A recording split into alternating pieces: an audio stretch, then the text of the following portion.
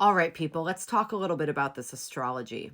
We have two eclipses happening in the month of March. We also have Venus retrograde, and we're going to have Mercury going retrograde around the middle of the month, right after the total lunar eclipse in Virgo on the 14th. So this is absolutely intense, absolutely wild. There's going to be a lot of changes. There's going to be a lot of shakeups. Essentially, I want you all to expect the unexpected. I want you to expect and be open to revising, to rethinking, to recreating. There's a lot of energy here that's asking us to take some time to stop, to take stock, to really pay attention to what drives us, what motivates us, what excites us. With this, we have Venus and Mercury beginning in Aries and then moving back into Pisces. We also have Neptune entering the sign of Aries right after the second eclipse in Aries, the solar eclipse in Aries on the 29th, right? And on the 30th, Neptune enters Aries. This is big energy. We're going to talk about this more in different videos, but suffice to say, this is about spiritual empowerment. This is huge any way you slice and dice it. So with all of this change, all of this emotion coming to the surface, with this Aries energy, we're empowering, we're looking at our desire nature.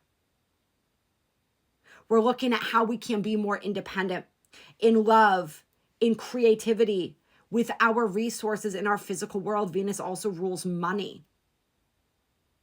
And then with that Pisces energy, we're looking at this beautiful energy of how we can connect more deeply with our souls, with our spirits. So profound changes occurring. Be easy with yourself, be easy with other people. Anticipate that they are going to change their minds a lot, that you're going to probably change your mind a lot. This is not a great time to sign any contracts. This is not a great time to make any long-term commitments. This is a time to rethink the commitments you've already made and to judge how they feel, how they jive within you. The fact that we have Venus and Mercury actually traveling together once Mercury goes retrograde is really powerful because this is a balancing of the head and the heart.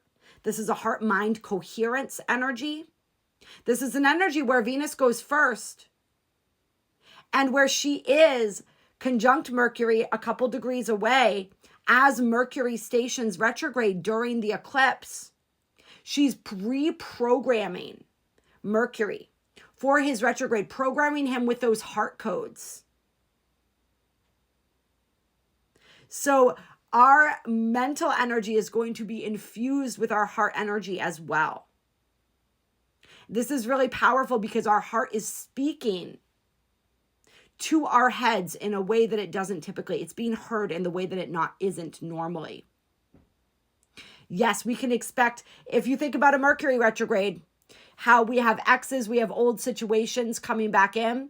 You can expect that to an even greater extent during this retrograde season. You can also expect, because of the Pisces energy here, that there's going to be a focus on soul connections, soul contracts.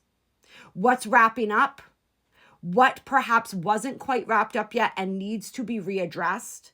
Where it is that there are loose ends that weren't tied up? Where it is that we need to go back and we need to understand something better? This is a time where a lot of people are going to be seeking closure where they felt they didn't have closure before. And for some, this is going to be about receiving it. For others, this is going to be about that final acknowledgement that it's okay to move on without receiving it and that you don't need that. All you really need is your own internal closure. But I feel a lot of people are going to be getting external closure as well. This is where opportunities come up from the past as well, particularly financial opportunities. If there's money you've been waiting on, if there's somewhere where you were overlooked, perhaps a job that you were let go from, some of this may come back around. These offers may come back around. Where it is that something's been stalled, we may see that money come through. We may see those opportunities come through. But remember, this is a retrograde, so there may also be opportunities that are not quite what they seem on the surface, or opportunities that kind of like come in and out. And what I mean by that is perhaps they're not here for the long haul. Perhaps they are temporary. So don't look at anything that's coming in with longevity right now Look at it as very changeable. This is eclipse season, so this is 6 months out that we're going to be feeling this energy and working with these energies. And I'm not saying that anything that comes in financially or with love isn't going to stay. I'm saying it's going to be tested. I'm saying we are really going to know by the end of this retrograde, and definitely by next eclipse season, what is going to stand the test of time. What has substance to it. That's what I'm saying, is not everything's going to have substance to it. So just allow things to be changeable. Pay attention to what's going on within your internal world. Know that there's a lot of energy that we are clearing, that we are releasing right now. We talk about 2025 as the beginning of these 2 preparatory years as we prepare for the major shift and DNA activation of 2027. The first leg of the new human really coming online. So we're clearing out a lot to make space for that, to allow for those activations physically, biologically, chemically, emotionally, energetically. It's a major detox. This is a major reset we're going through right now. So know there's going to be a lot of emotions coming up all throughout this year, but definitely in March, it's going to be a big outflowing of emotion, particularly around that full moon point, the middle of the month, as Mercury stations retrograde. Don't try to repress your emotions. Allow yourself to feel them constructively. And what I mean by that is don't take them out on other people. Don't allow other people to be your punching bag, so to speak. If you're going through these energies, this is about having responsibility for our energy. Saturn's in Pisces right now, getting closer and closer to Neptune and Pisces in that north node. Saturn's teaching us energetic responsibility in the sign of Pisces. All right, so we don't need to dump our feelings on everybody. All right, sometimes they are ours always, right, to process. Nobody can make us feel any type of way, but it is important to pay attention to how people trigger us. But knowing those triggers are our own wounds. So taking responsibility for that. Neptune in Aries is all about being the conscious creator, owning our spiritual reality, owning our reality creation process. Saturn in Pisces very much about this as well. Right, so it is this energy. There's forgiveness spirits bringing up as well, but this energy of taking responsibility, and this allows us to forgive, right, when we take responsibility for something. Because if we're blaming other people, there's no responsibility being taken. And when we're in the energy of blame, where it's kind of the opposite of forgiveness, right? So when we take responsibility for our own energy, when we say, okay, this is something that I came here to learn, to experience for my own soul growth. This is a wound within me that's being revealed that wants to be healed. So I stop unwittingly attracting those same scenarios, those same people who create those same emotions within me. Right? When we start really owning that and we start doing the healing work on a deeper level, 2025 is all about walking your talk. It's about taking everything that we've been learning and putting it all into practice. This is where the rubber meets the road. It's no longer just about talking about spirituality, talking about shadow work, talking about generational healing. It's getting down with the nitty-gritty and doing it.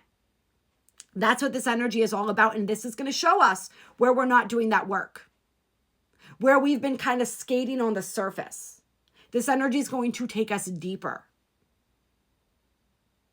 So just know that, be aware of that, allow that, understand that while you're going deep, so is everybody else. And not everybody is a willing participant, right?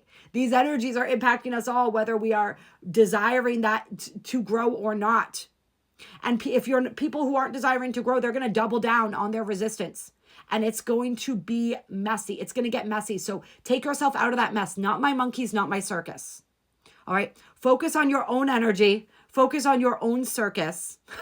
And don't worry so much about everybody else's. All right. Know that this is a powerful time of all of those re's that we talked about: reinvention, revision, recreation. Allow yourself to be, recreate yourself, recreate your reality. Pay attention to what's jiving, what's fitting, what's not. Let go of what isn't. Call more of what is. Really play with this. Have fun with this. Know that this is a liberating energy. This is a rebirth. Love you much.